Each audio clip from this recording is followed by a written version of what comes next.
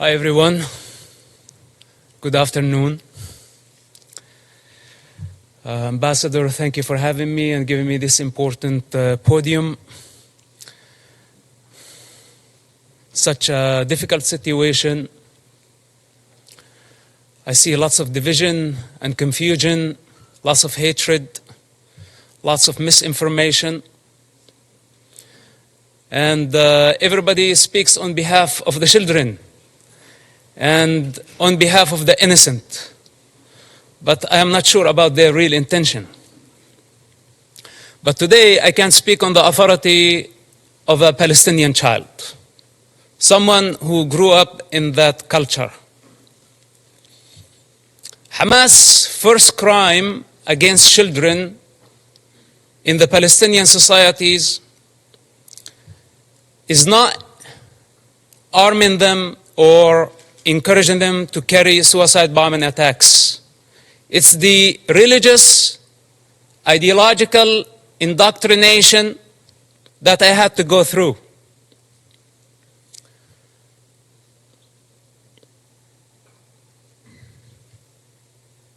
With one intention in mind: to annihilate the state of Israel. This is Hamas' primary goal. In this truth, there is no confusion. I speak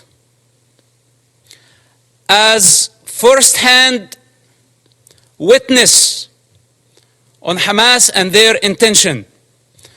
My father is one of the founders of Hamas movement. I was there when Hamas was born. I was before Hamas was born. And as I said before, I will be there after Hamas is dead.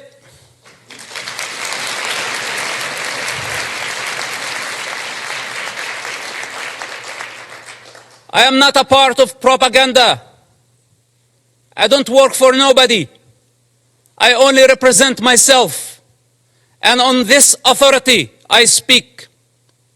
So don't be mistaken and take my words very carefully. Hamas is committing a crime against this generation and the next generations to come. So blaming Israel is not going to solve the problem.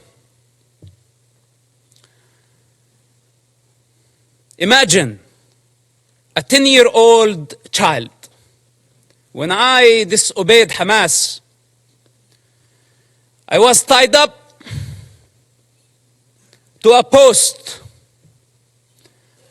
and I was whipped by Hamas top leader. And I don't want to mention his name because he's not worthy.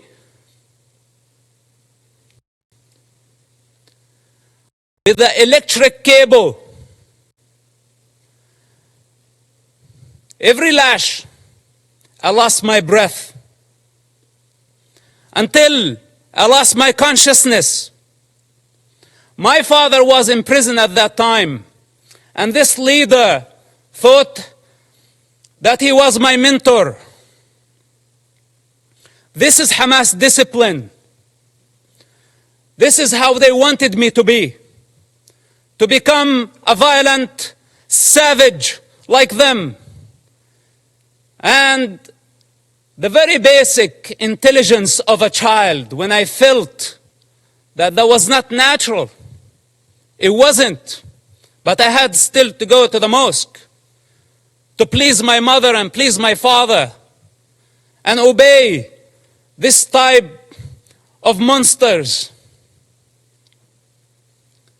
I hate to talk about my personal struggle. And I hate to be in a position to be at defense. He also don't like to be at defense. Because this is what Hamas did to Israel on October 7th.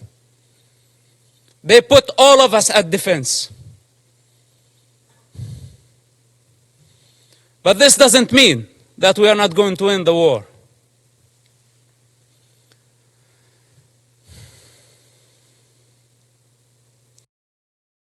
growing up in that society, majority of the Palestinians blamed Israel. And as a child, I took it as a Quran. I took it as a holy scripture that Israel was our problem. But then as I grew up, I start identifying the enemy within.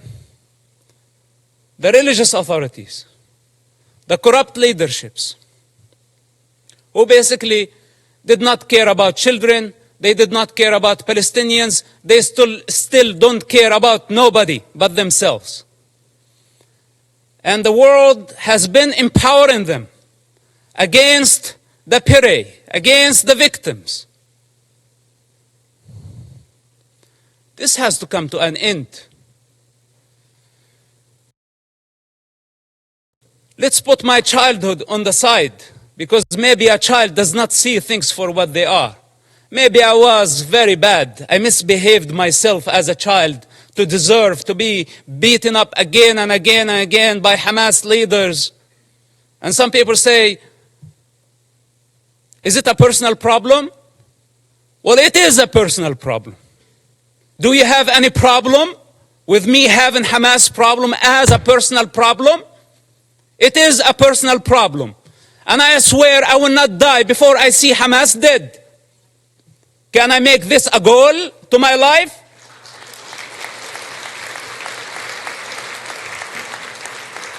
You know, unlike many of the leaders who sit here and give Hamas legitimacy by not condemning them, if the entire world stand there and say otherwise, the child witness within will always be there.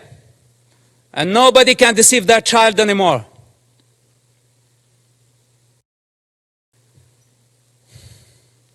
Then, as I grew up, I become the Hamas or the Islamic student movement president in our town. And I became part of the movement. It's just out of the love for my father and our family. I had no other choice, which somehow led me to imprisonment at the age of 18, just few weeks after my 18th birthday, May 28th, 1996.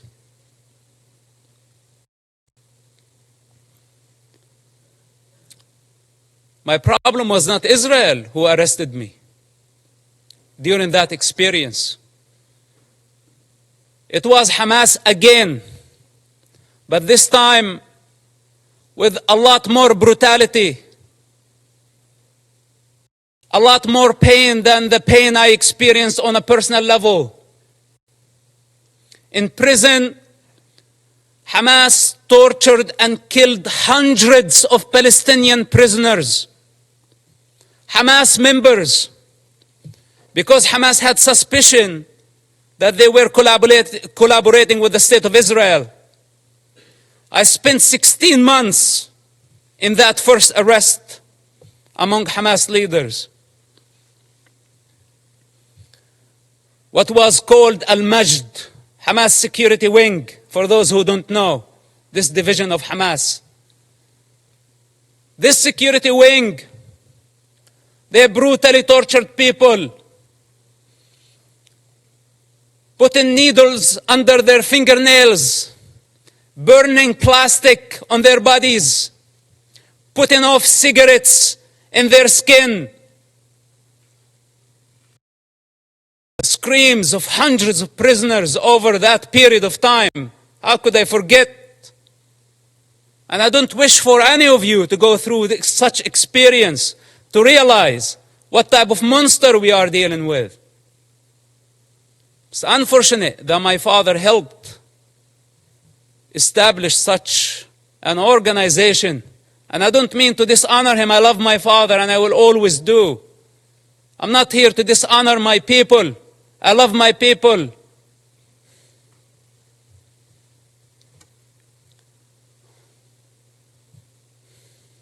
But I cannot believe how far Hamas was able to travel in this madness, and we could not stop them. After I was released from prison, I made very hard choices. And I don't have the time to go through all my motives, but yes, I had many motives. Many motives to fight against Hamas, and I still do. And nobody can get in my way. Not even the United Nations.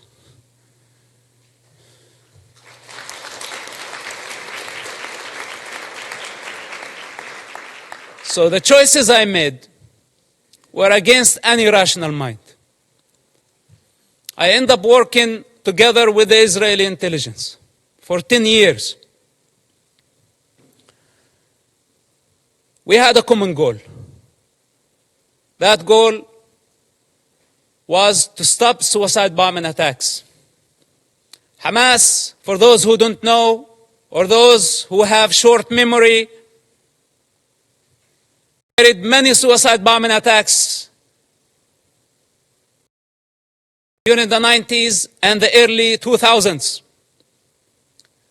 Dozens of suicide bombing attacks where a suicide bomber took an explosive built went to inside a bus and blew himself up, killing all type of people. Not only Israelis. Americans were killed. Europeans were killed. Other nationalities, including Israeli Arabs, including Muslims. Hamas did not differentiate. Take Hotel Park, for example.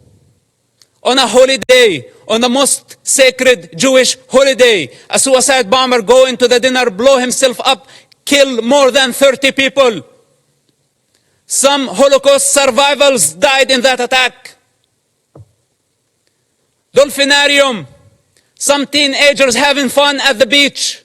Hamas suicide bomber killed about 18 and wounded dozens. Look up, see how many buses. It did not stop there. Hamas attacked the Hebrew University. 6 Americans were killed in that attack.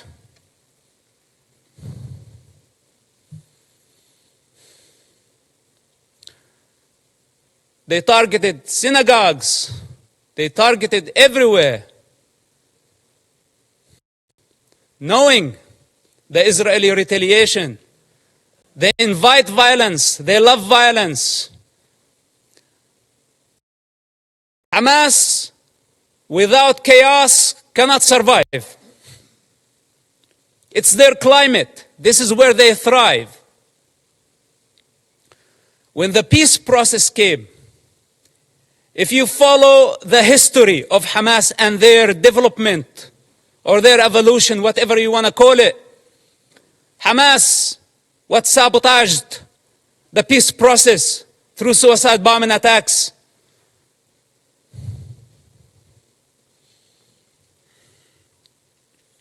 And they don't have a vision. That's the problem. Because nobody can satisfy their ambition when they are waging a holy war. We're not talking about IRA. We're not talking about other political terrorist organizations that we can pressure them, bend them, bring them to the negotiating table. We are talking about a religious group that does not believe in political borders, that wants to annihilate an entire race in order to build an Islamic state. I don't know what else can be said about this group. And I don't know why it's not obvious to everybody that the United Nations fail to condemn them.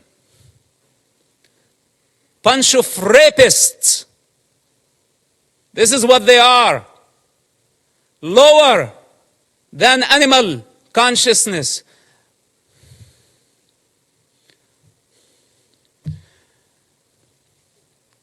So, I don't speak only on the authority of that child, and someone who grew up in the Palestinian territory, I also speak on the authority of someone who has 10 years of experience in a counterterrorism of the Israeli intelligence.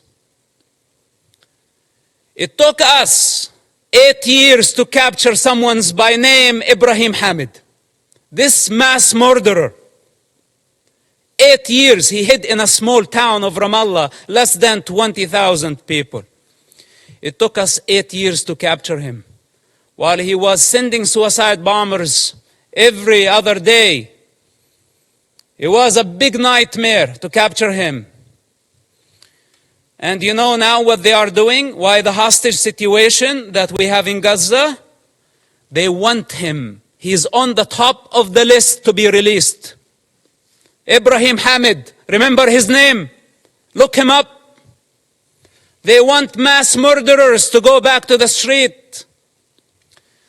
And if you ask yourself, the guy that you saw earlier, Yahya Sinwar, with the child and the rifle, this guy was released just recently, part of the prisoner exchange with Israel. When Israel had to release more than 1,000 Hamas members to return one Israeli soldier back to his mother. And Hamas had a taste to that. So they thought this time they can go and bring 200 hostages and more. So they can bring the only true democracy in the Middle East to its knees. This is why it's a very brutal war. For those who are in the intelligence communities, they understand the significance of this. And they know that Israel cannot release more Hamas terrorists. Because this guy, you saw, Yahya Sinwar, he is the mastermind behind the attacks on October 7th.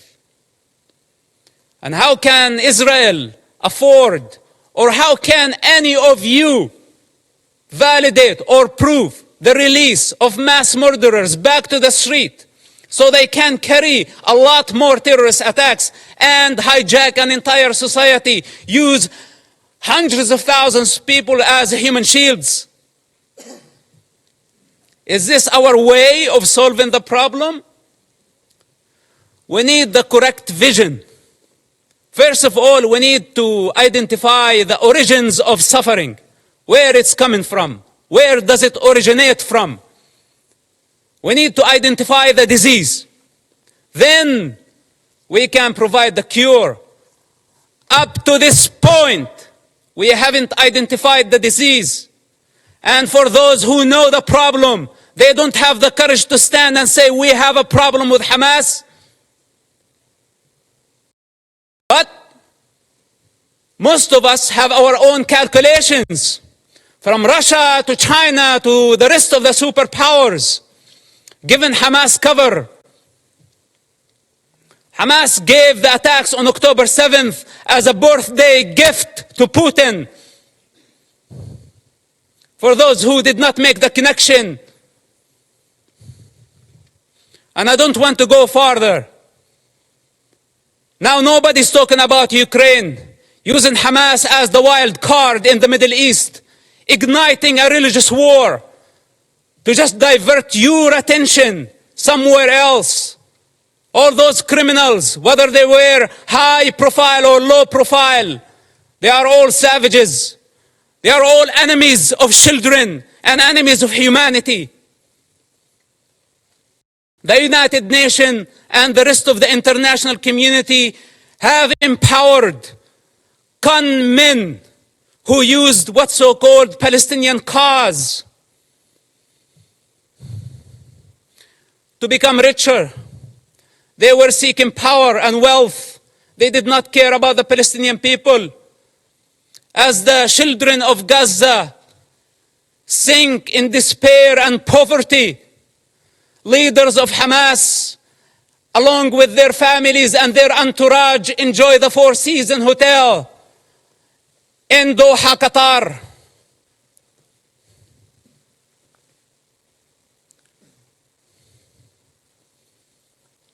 can continue putting our head in the sand, but then we have escaped our responsibility. I can go on and on for hours, or should I say for 45, 6 years of my life.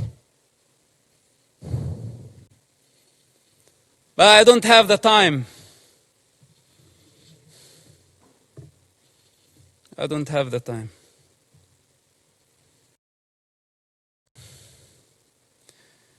If we don't eradicate Hamas this war and this time, if we don't eradicate them, the next Gaza war is going to be deadlier. It's going to be much greater. If today we are complaining about 10,000 casualties, even though I'm not sure about the numbers because it's Hamas statistics, I don't trust anything they say or anything they do. But even if it was true, it's actually a miracle that we have only this number. The next war, we will be talking about hundreds of thousands. This is the 4th war with Hamas and the 5th war in Gaza, because also Islamic Jihad had their own war. If we don't eradicate Hamas and other terrorist groups in Gaza this time and give Gaza back to the people of Gaza, we will give them legitimacy. We will show them that we are afraid. And tomorrow, they will come back with vengeance.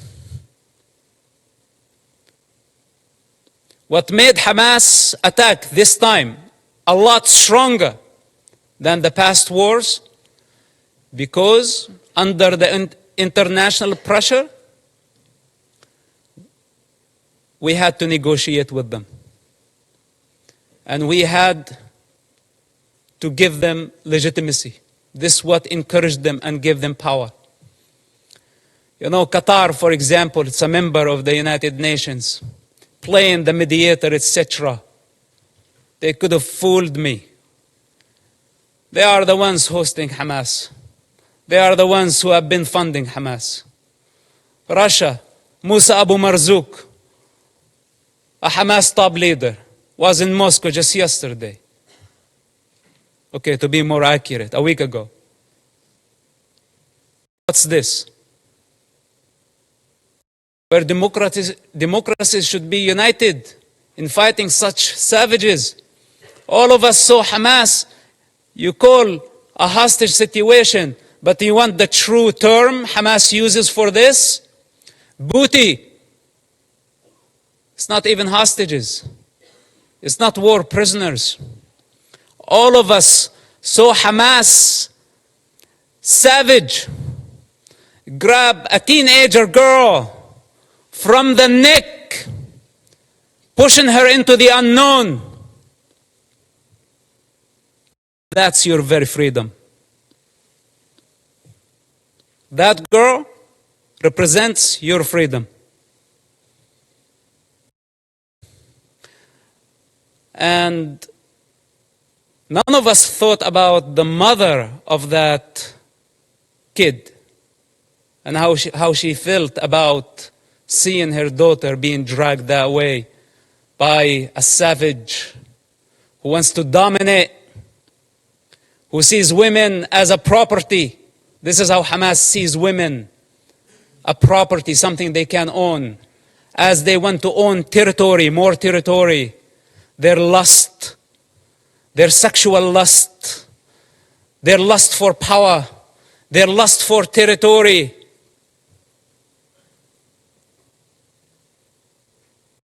I had to die many times in order to transcend this mentality. So we are talking about a big problem. It's beyond Israel. And here is the danger. And with this, I will conclude.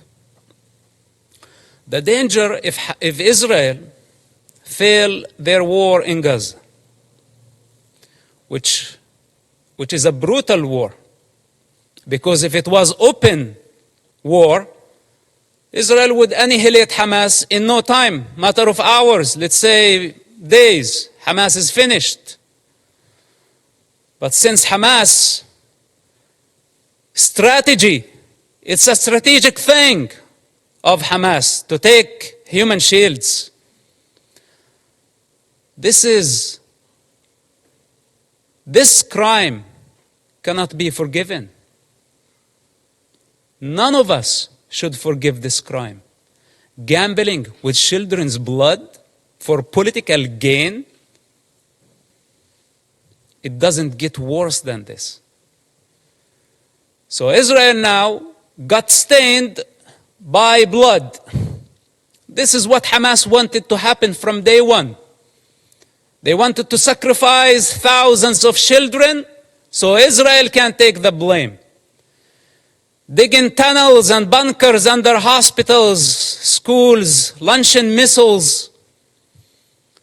A Hamas misfire, how many people killed at a hospital, and they went so fast to blame Israel, and the rest of the world listened to them and listened to their propaganda. Nobody is concerned to check what is true and what is false. Whatever that serve our political and short-term interest, we go for it. Suicidal, not knowing that we are going against evolution. We are going against the collective consciousness of humanity. We're going against the interest of children, the defenseless children who has no one to speak on their behalf. They don't have the power to discern. And yes, they are dying. But who's causing all this death? Blame is the cheap way. It's the way of the coward. Those who have the courage, take responsibility. They don't blame.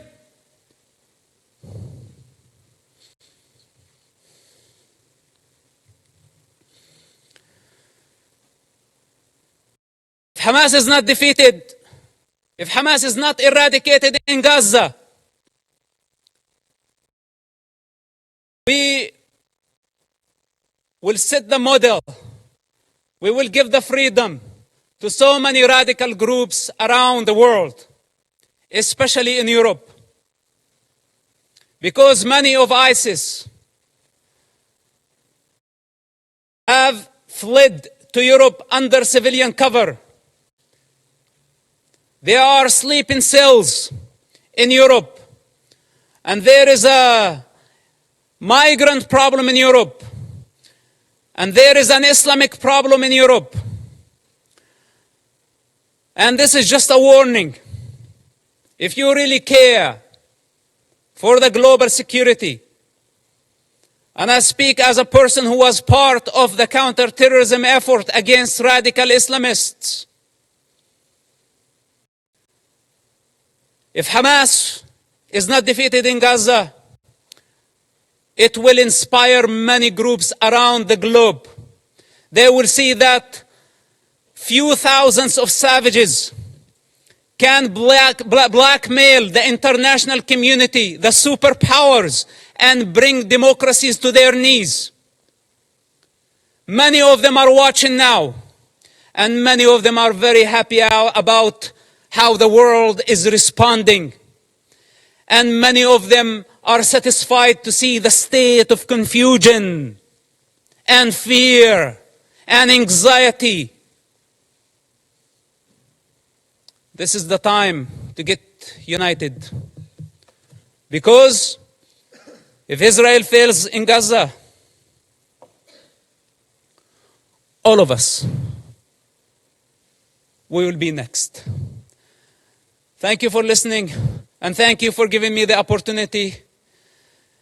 May God bless all of us and protect our children, not only the Palestinian children, but also the Israeli children. Bring the hostages back to their families. And may God bring peace to this divided world. Thank you very much for listening.